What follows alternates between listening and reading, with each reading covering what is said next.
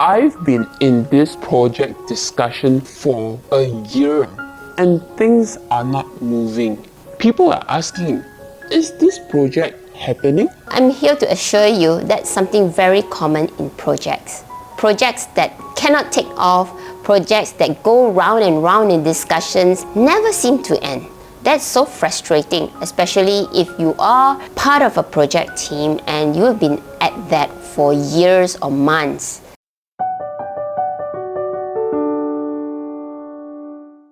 Welcome to my Tea Talk session.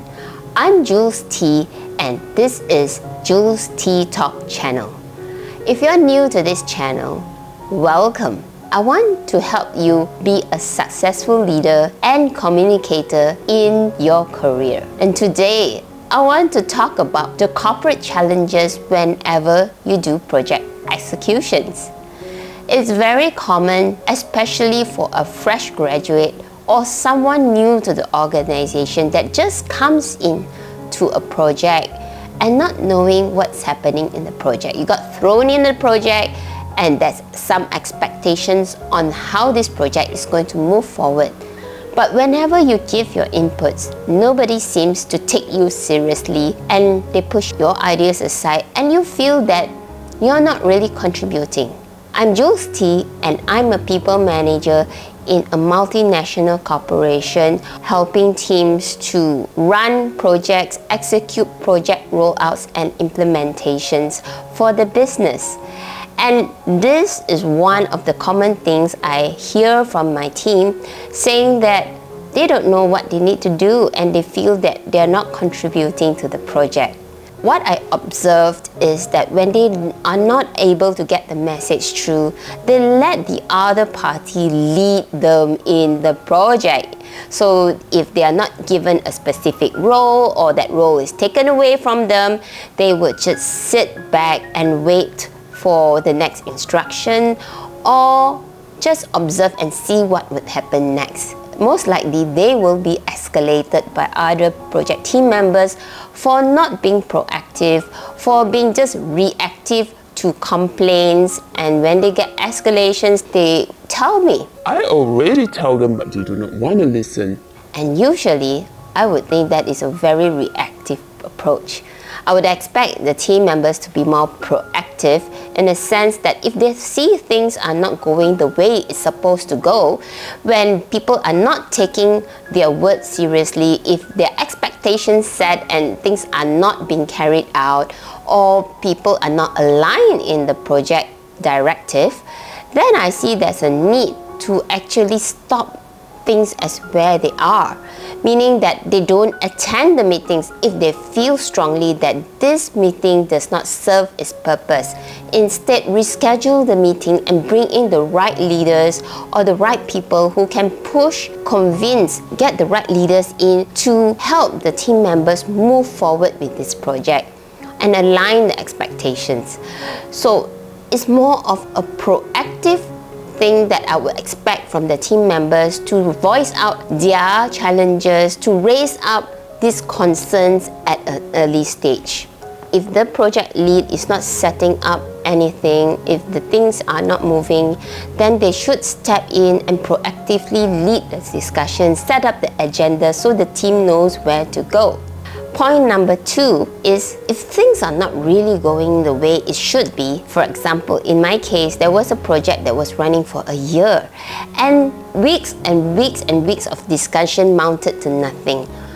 It was a project that we wanted to implement for 10 sites in one go. A very ambitious goal, but unfortunately 3 of the sites did not agree for this initiative and countering the suggestions that were proposed by the process owners, and therefore the project could not proceed. Don't you see there's a problem here? There are only 3 sites that do not agree with this approach, but there are still 7 sites that yes, we want to go ahead. So why don't we just move the focus from 10 sites to 7 sites so that we can at least move ahead with this project and address the rest of the 3 projects at a later stage.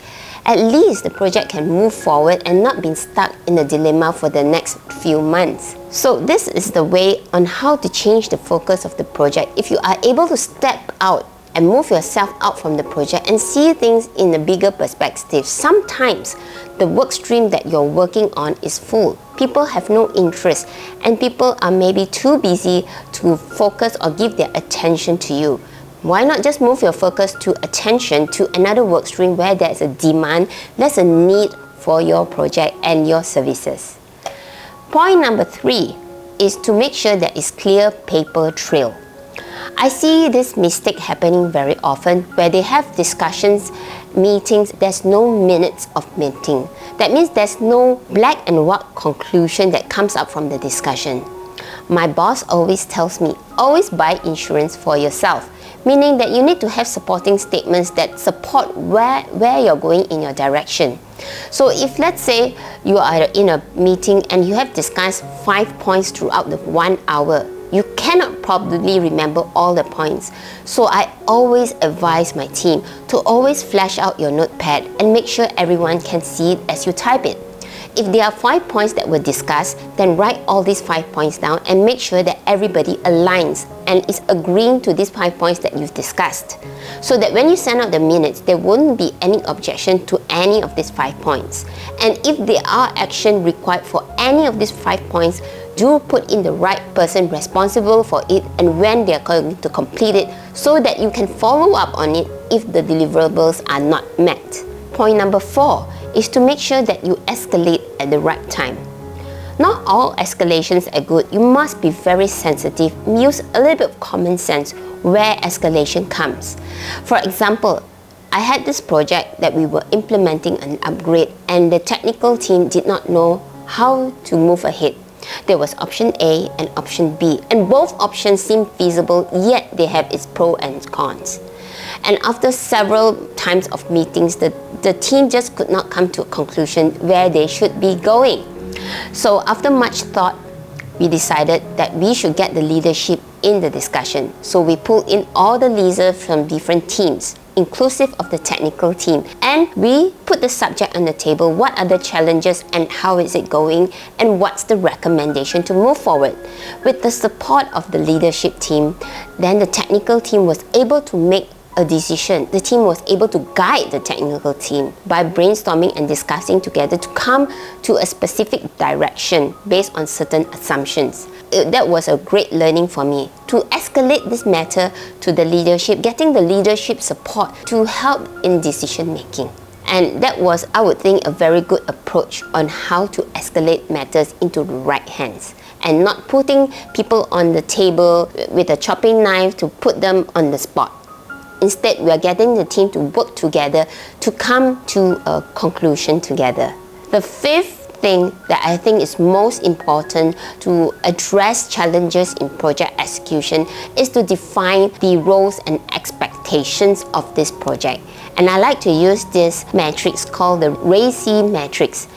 RACI, R for responsible, A for accountable, C for consulted, I for being informed.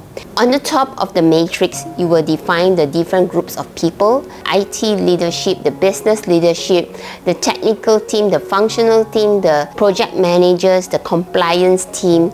They are on the top. On the bottom left are all these tasks that would be part of the project execution. We then define who is responsible, accountable for each of the action. That way, we could make it really clear during the start of the meeting who is responsible for what. So we wouldn't have a situation where business requirements documents are filled up by the IT instead of the business requester. So we are putting the right responsibilities in the right place, ensuring that the right person who is responsible for that activity does what he's supposed to do, and that really helps the project team to move forward. A lot of problems are solved with RACI, trust me. So these are the 5 things I think is a must-have in any project execution.